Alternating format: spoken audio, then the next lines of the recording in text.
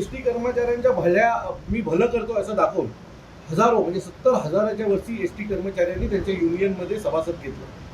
आणि त्याच्यानंतर मला असं वाटतं की त्यांच्या सगळ्यांचा विश्वास जिंकल्यानंतर एस टी बँकेच्या निवडणुका झाल्या.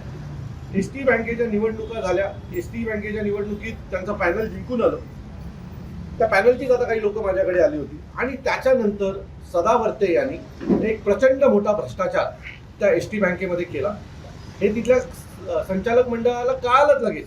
आणि त्याच्यानंतर त्या लोकांनी त्याच्या विविध तक्रारी, विविध खात्या, RBI पासून ते मुख्यमंत्र्यांपर्यंत त्यांच्या तक्रारी केल्या.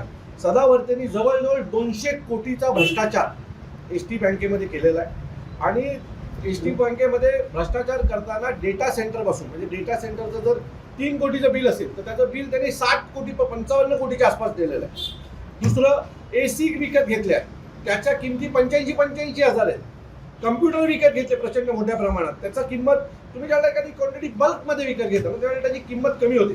80 हजार रुपयाचे कम्प्युटर घेतले. फर्निचर बनवलंय, फर्निचरच्या वरचा फक्त सनमायका बदलला, फर्निचर तोच. आणि या सगळ्या गोष्टी तिथल्या संचालक मंडळाला सतत कळत होत्या.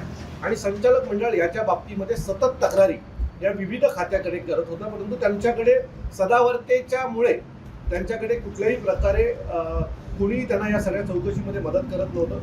आज त्यांनी महाराष्ट्र नवनिर्माण सेनेच्या कार्यालयात भेट दिली. संपूर्ण भ्रष्टाचार हा त्यांनी या पेनड्राईव्हमध्ये मला दिलेला आहे. कशा प्रकारे भ्रष्टाचार करण्यात आला, कसे कसे पैसे खाल्ले गेले, संचालक मंडळाला जीवे मारण्याच्या धमक्या कशा दिल्या गेल्या, म्हणजे एक व्हिडिओ कॉल आहे आणि तुम्ही आता पाहिला.